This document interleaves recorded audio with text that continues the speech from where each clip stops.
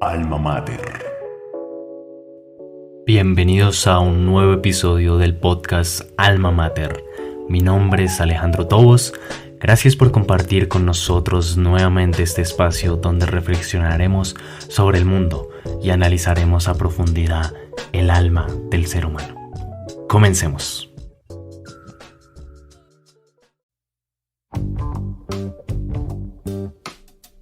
Quiero comenzar exponiendo que actualmente existe una nueva revolución que se esparce copiosamente en la sociedad, destruyendo todo a su paso.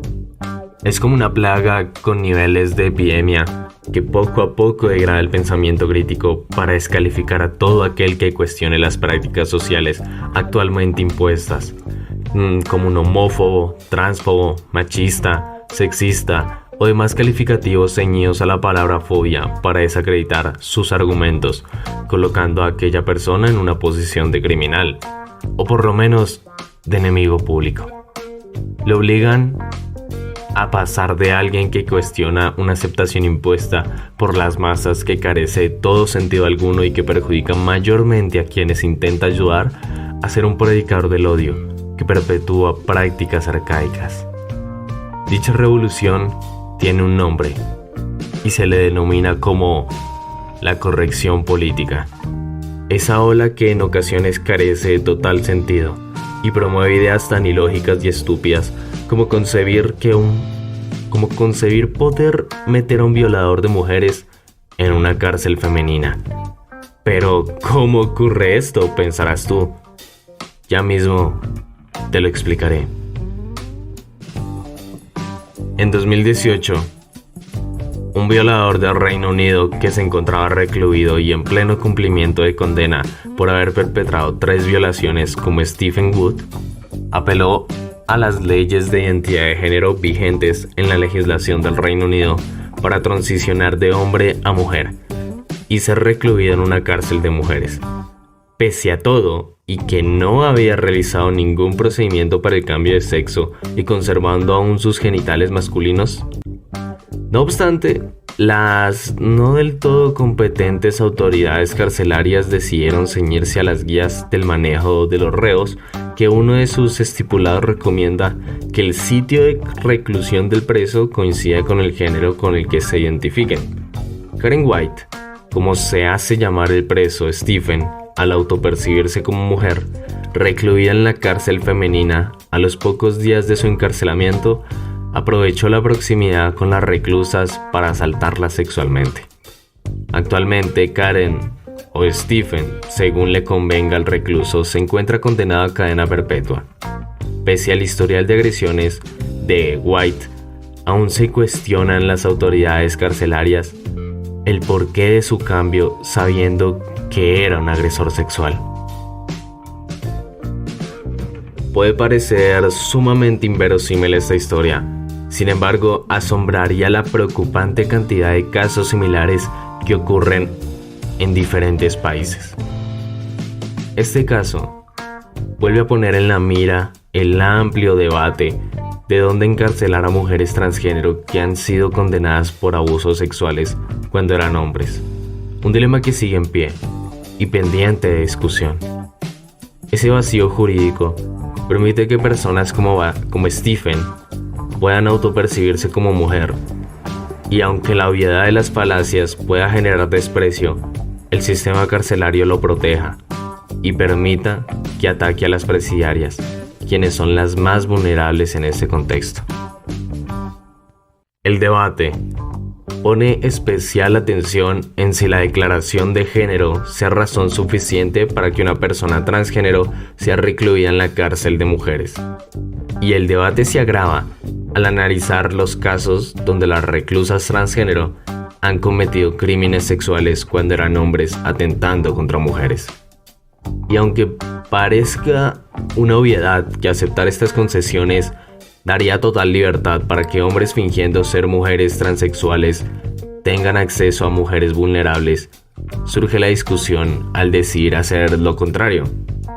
Dejar a las mujeres transgénero, las cuales tienen una transición intermedia o completa, con la población presidiaria masculina, ya que esto puede ser igual de contraproducente, ya que son considerablemente más vulnerables en esos casos también. De acuerdo con una investigación realizada por la BBC, de los 125 presos transgénero que se encuentran en cárceles británicas, 60 son criminales sexuales, casi la mitad de la totalidad de los presos transgénero. Se estima que 25 de estos presos ya se encuentran en cárceles para mujeres, otros 34 que nacieron como hombres y viven actualmente como mujeres pagan condena en cárceles especiales masculinas para criminales sexuales. Según datos oficiales de las autoridades carcelarias, muchos de los presidiarios han solicitado ya transferencia a cárceles de mujeres. El Ministerio de Justicia ha expresado sus sinceras disculpas debido al error que cometieron al no revisar y tener en cuenta el historial criminal de Stephen, y concluyó afirmando que se encuentran revisando sus procesos de evaluación. Aunque este evento ya despejó una ventana para poder predecir los peligros y el alcance al que puede llegar la ideología de género. Uno de los principales inconvenientes que surgen en estas prácticas es, como les pongo en el caso de Karen White, la ambigüedad que rodea siempre el asunto. Una estela de confusión que permea las conversaciones cuando se discuten estos temas, y eso sucede debido a la poca regulación y determinación con la que se manejan las diferentes identidades, lo cual provoca que a través de la especulación surjan nuevas categorías, y estas, auspiciadas por la comunidad LGBTI y otros colectivos similares, buscan tener una repercusión social, aunque muchas de estas nuevas interpretaciones puedan ser tan infundamentadas como contradictorias, llegando a puntos de absurdismos tales como poder descalificar por su definición otras identidades, provocando conflictos entre los mismos grupos que hacen parte de la comunidad que más empática se supone que debería ser. Como bien ya lo dije, la ambigüedad, madre de todas las dudas, hacen que se creen colectivos como los queer, que voy a tratar de definirlo, aunque es sorprendente que hasta en su propia definición no hay todavía una certeza absoluta, ya que distintas fuentes pueden estar dando diferentes significados, ya que no existe uno en concreto. Los queer son aquellas personas que no se identifican en los géneros comúnmente referenciados, difieren de sentirse mujer u hombre y adoptan una identidad que va más allá de los estándares que competen a los dos anteriores. Son personas que prefieren relacionarse sin responder a un modelo de sexualidad hegemónicamente establecido. Prácticamente son un me importa todo un carajo. Si a un chico le gusta una chica, no se llamaría a sí mismo hetero, ya que no diría que es hombre. Y si le gusta un chico, tampoco diría que es gay, por la misma razón. Aunque también puede ser que sí, ya que, como te lo expliqué anteriormente, pueden identificarse o no, según como les plazca. Juegan a la ruleta rusa según el día para ver qué se sienten esa mañana. Un día son hombre, al otro mujer, al otro quién sabe. Se valen de la anfibología de una palabra para apropiársela según el significado que más les guste, por lo cual no hay una definición determinada. Un vacío oscuro del que no existen certezas más que las que la persona queer de turno quiera adjudicar ese día o en ese momento, ya que, como bien podemos ver, en ocasiones una persona puede decidir identificarse un día como mujer, al otro hombre, según le convenga el caso. Evidentemente, esto no sucede en su totalidad. Hay una amplia mayoría que utilizan esta palabra como símbolo de rebeldía en contra de las concepciones tradicionales, sin ninguna interpretación o aplicación del término en la vida real. Es como un soy esto, pero por el hecho de no querer ser aquello. Existe también una curiosa contradicción con otro grupo que hace parte de la comunidad, y es acerca de los asexuales y sus variantes. Los asexuales son personas que tienen orientación sexual hacia nadie, Es decir, la persona sexual no siente atracción sexual por otros, pero sí que puede sentir el resto de atracciones, como por ejemplo la romántica, la intelectual, etc. Se calcula que el 1% de la población es asexual. Sin embargo, varias páginas, como la que citaré a continuación, explican cómo los asexuales, en su condición de asexualidad, aún pueden tener sexo con otras personas, y eso no los descalifica de su condición. Lo sé, suena absurdo. Según un artículo del Instituto Superior de Estudios Psicológicos, explica que una parte de los asexuales, aunque no se sienten atraídos sexualmente por otras personas, ejercen la autosexualidad, se masturban y con ello quedan satisfechos y no les hace falta nadie más, ya que presentan excitación física, líbido o el impulso sexual, pero no hacia una persona. De hecho, los asexuales pueden llegar a disfrutar teniendo sexo, pero no porque deseen a la otra persona, sino por la sensación física u otras circunstancias, como experimentar el placer del otro, sentirse emocionalmente cercanos a su pareja, pensar que están haciendo deporte, etc. Vaya, un argumento tentativo, pero carente de sustentabilidad. Es como si me quisieras decir que eres anticariño, ya que no sientes el deseo de experimentar cariño con otra persona, pero aún así lo practicas por el efecto funcional de la compañía que genera en ti una satisfacción, debido a que activa la recompensa química de tu cerebro inherente a los eventos de socialización. Sin embargo, sigue siendo anticariño, porque en todo caso de que decidas experimentarlo, será por una razón meramente personal. Sí, así de estúpido suena. De los asexuales surgen diferentes variantes, como los denominados demisexuales, que son quienes, y cito nuevamente, personas que no experimentan atracción sexual salvo en casos en que forman una fuerte conexión emocional con alguien, sentimientos de amor romántico o en una profunda amistad, y entonces pueden activarse y sentir atracción y deseo sexual por este otro especial y mantener una vida sexual activa. Si luego de dar la definición piensas en que todo ello podría simplificarlo de mejor manera y que además ya lo has visto antes, no te sientas extraño, pues es evidente que es así y tu pensamiento no está para nada errado.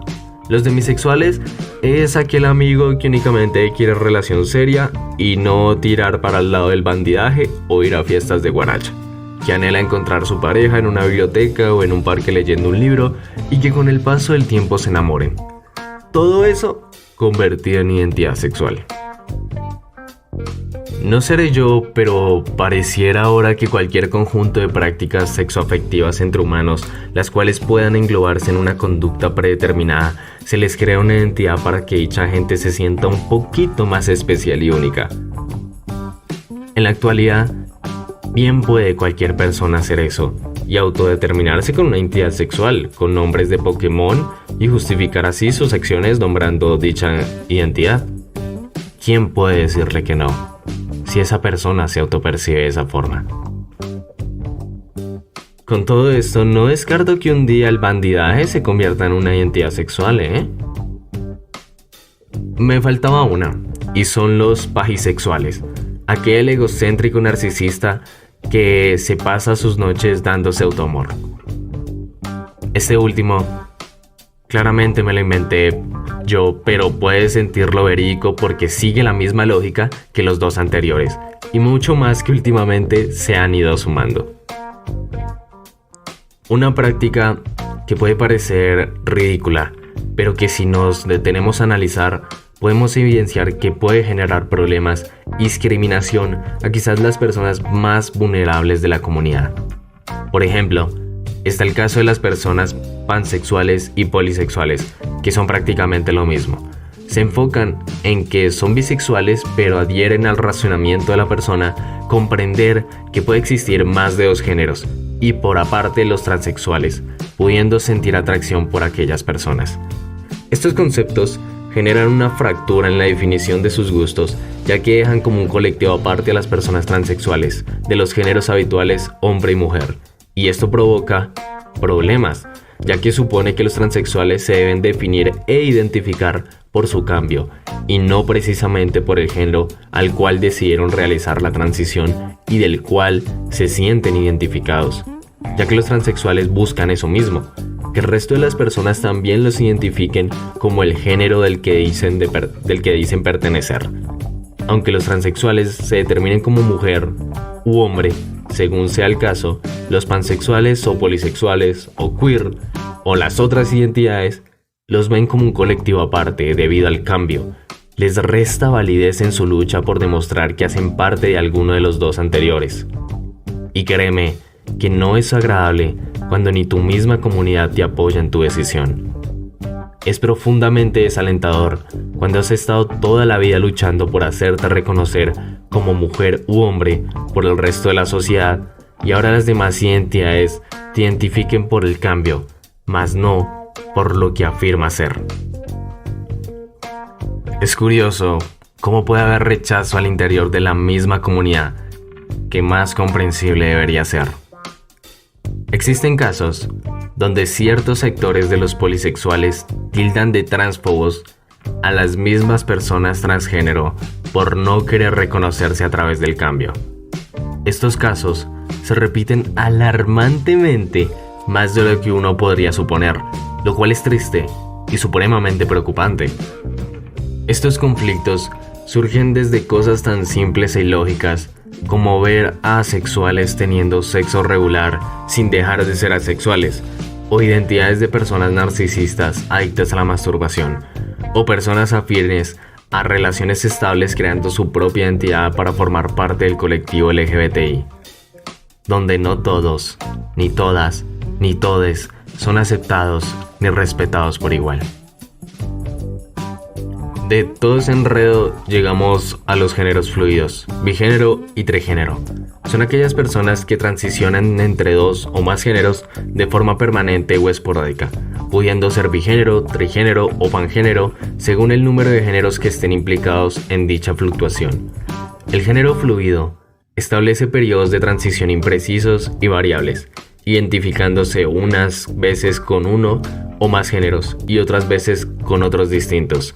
El género fluido no es determinado por la orientación sexual o por la presencia de determinadas características sexuales, sino por una búsqueda constante de conformidad dentro de la propia identidad del género. En resumen, ser mujer u hombre, o lo que quieras según se te dé la gana, un día sí, al otro no, a la semana siguiente tal vez, pero no tanto, y a la otra quizás me siento unicornio, quién sabe. Estas conceptualizaciones ambiguas y volátiles afectan dañinamente a la sociedad, y no como algunos lo quieren hacer ver, exclusivamente al hombre heteroprivilegiado con aparentes ideas tradicionales y obsoletas con respecto a los géneros, ni tampoco a las mujeres heterosexuales, ni a los trans únicamente, sino a todos en general, pudiendo estas doctrinas infundamentadas científicamente replicar eventos como el caso de Karen White, que un día decidió que era hora de ser mujer y terminó abusando de varias mujeres en una cárcel femenina, con su cuerpo autopercibido de mujer, pero con todavía órganos sexuales masculinos, que quieras o no aceptar su autopercepción femenina, usó para tener acceso carnal violento a mujeres indefensas en la prisión. También, estas ideologías de género ilógicas logran que haya un odio indiscriminado contra las personas transgénero al no verlas a través del género al que decidieron hacer la transición, sino por el cambio en sí mismo, marginándolas a ese único parámetro, dejándolas en un limbo sumamente perjudicial, o devaluando su transición de género, con ideas como las de las personas queer, quienes justifican que el sentimiento de ser hombre o mujer depende del día, restándole veracidad a las personas transgénero y su incansable lucha a lo largo de toda su vida para ser hombres o mujeres, según el caso. Pero, ¿por qué nadie dice nada? ¿Por qué vemos ideas tan absurdas y sin ningún fundamento científico y especialmente biológico llegar a instancias tales como crear todo un colectivo que hace parte de la comunidad LGBTI y que tiene ahora conflictos con otros colectivos de la misma comunidad demeritando su valor? ¿Por qué vemos un odio generalizado hacia los trans por no querer ser vistos como tal, sino por lo que son, hombres o mujeres. ¿Por qué encontramos casos como el de Karen White en el mundo? Cuando bien pudo alguien advertir que aquella idea de cambiar al recluso de prisión únicamente por la justificación de identidad de género era una muy mala idea. Todo conduce a una misma respuesta: la corrección política. Un ex sargento de las Fuerzas Armadas Especiales de Estados Unidos que decidió transicionar a mujer, compitiendo en la MMA, casi mata a una luchadora profesional con más de 10 años de experiencia. En un combate en el octágono, Alana McLaughlin redujo fácilmente con una llave de estrangulamiento a Celine Provost, quien tenía una vasta experiencia en combates profesionales. Sin embargo, se vio reducida por la amplia superioridad física y la abrumadora fuerza de su oponente. Este combate era el debut de Alana, quien apenas llevaba unos pocos meses de experiencia en combates de MMA. Hicieron mella el portento físico del ex sargento transgénero y su amplia experiencia en técnicas de combate que adquirió en las fuerzas especiales. Sin embargo, era evidente que la polémica saltaría a la vista, ya que casi mata a la luchadora contra la que se enfrentaba. Los golpes de Celine rebotaban en McLaughlin como si estuviera golpeando a un saco de arena que no se resiente de sus ataques. Para McLaughlin fue sencillo reducir a Celine y dominarla entre sus brazos para luego someterla con una llave de estrangulamiento que por poco tiene un resultado fatídico. En un artículo escrito por Piers Morgan en el Daily Mail, el famoso periodista británico dice: independientemente de su historial militar o sus luchas personales mientras crecía, nada de esto justifica lo que sucedió el viernes por la noche. Encontré la pelea repugnante de ver. Muy rápidamente fue obvio que McLaughlin era demasiado fuerte, e igualmente obvio que esta fuerza provenía de los 33 años que pasó como hombre biológico. Para Morgan, el tratamiento hormonal restrictivo que las autoridades deportivas imponen a las mujeres transgénero antes de que puedan competir en el deporte femenino no reduce la densidad ni la potencia muscular. Esto crea una injusticia vastamente mermada en los deportes sin contacto, como las carreras de velocidad o el levantamiento de pesas, pero cuando se trata de deportes de combate, como la MMA, crea una disparidad potencialmente mortal. Explica un artículo de Infobae hablando sobre el polémico combate. En 2017, un bombero asturiano acusado de violentar psicológicamente a su esposa, en medio del juicio decidió declararse mujer, por lo que el caso podría quedar sin efecto, debido a que en el delito de violencia de género no se encuentra contemplado en el Código Penal español este cambio, y el caso podría quedar como una simple riña entre mujeres. El bombero ha pasado a ser una mujer tras someterse al cambio de sexo sin que se haya resuelto el litigio judicial. El hombre de 48 años ha superado un proceso de reasignación de sexo y esto se refleja en su DNI, que es el Documento Nacional de Identificación. El abogado defensor del acusado, Íñigo Urien, sostiene que cuando asumió el caso hace 7 años, comenzó a representar a un hombre casado por la iglesia, al que su mujer había denunciado por ser víctima de insultos y vejaciones sin llegar a las agresiones físicas. Durante el proceso de divorcio, su cliente comenzó a identificarse como una mujer y le fue diagnosticada una disforia de género, declara el abogado. Este diagnóstico psiquiátrico, una discordancia entre su identidad de género y su sexo biológico, le permitió, mientras seguía abierto el procedimiento judicial, modificar su nombre en el registro civil tras someterse a un tratamiento hormonal y a una intervención quirúrgica para cambiar su sexo. El caso ha tomado una dirección diferente a la que llevaba hasta ahora.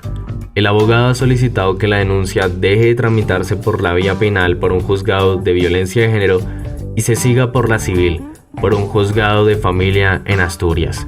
Urien opina que su cliente no es un presunto maltratador porque la supuesta violencia psicológica estaría ejercida por una mujer contra otra mujer.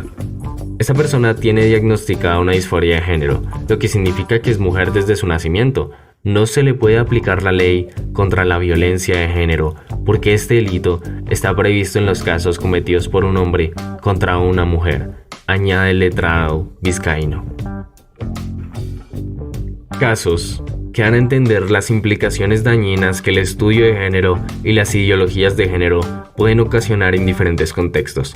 Sucesos que causan que violadores sean trasladados a recintos con un montón de mujeres, que luchadores exmilitares casi maten a luchadoras profesionales en combate y que litigios judiciales de violencia de género puedan quedar impunes por falta de rigurosidad judicial. Es un oscurantismo que replica el accionar del siglo XV y XVI, donde aquel que cuestionara los métodos de la Iglesia Católica era un blasfemo y tenía que ser castigado por su supuesta traición a las ideologías socialmente aceptadas. Aquello trasladado a las personas que refutan, dialogan y piden que se debatan prácticas nocivas como la ambigüedad que aporta las ideologías de género que se encuentran actualmente socialmente aceptadas sin ninguna razón. Una ceguera multitudinaria que embriaga a la gente de una supuesta superioridad moral, que sin embargo trae consigo males que se niegan a ver de todas formas. La correctividad política ha imposibilitado que quienes quieran a través de argumentos biológicos que cualquier médico podría enumerar de memoria, junto con un poco de sentido común, se dejen los sesgos banales de oscurantismo y se pueda debatir el impacto de dichas doctrinas. Y como dijo Emanuel Danán, famoso periodista argentino, detengamos este delirio moralista antes de que hayan más mujeres perjudicadas. Protejamos a las mujeres, que llegan a ser las más dañadas, y dejemos de perpetuar este relato oscurantista sumamente peligroso. Entiendas este episodio como una reflexión de los peligros latentes de estas prácticas, bajo hechos comprobados y sustentados científicamente. No significa ningún odio a ninguna identidad o colectivo, ni mucho menos descalificación de diversas creencias que puedan tener. Se debe respetar a toda aquella persona que, siendo biológicamente perteneciente a un sexo, se autoperciba de otro, y apoyar su decisión.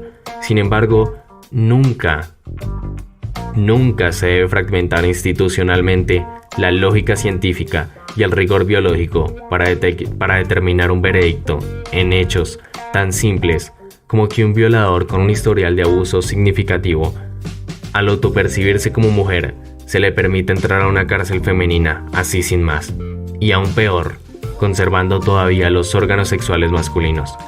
Es como dejar entrar al lobo al gallinero. La corrección política, el nuevo oscurantismo de las sociedades modernas.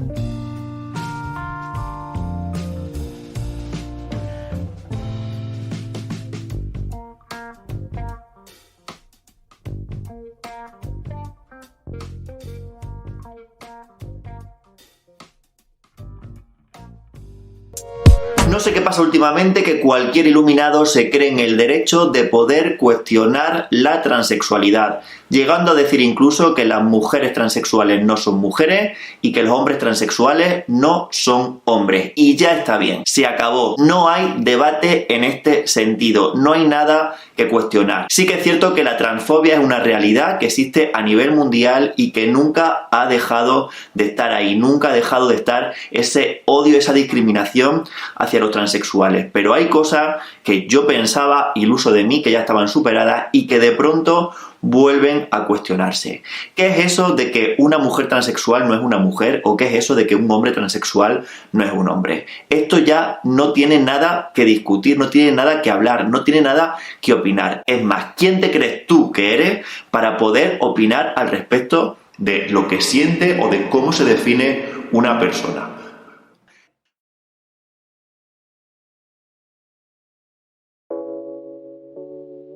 Bueno, esto ha sido todo por el episodio de hoy.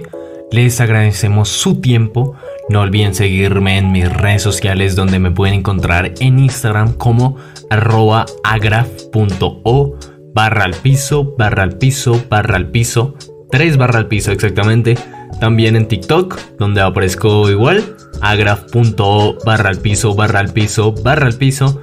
Y si quieren continuar deleitándose con la magnificencia del alma humana y sus expresiones, los invito a comprar mi libro Sonámbulas Epifanías, que está en diferentes librerías alrededor del mundo, donde lo puedes adquirir tanto en ebook como en físico.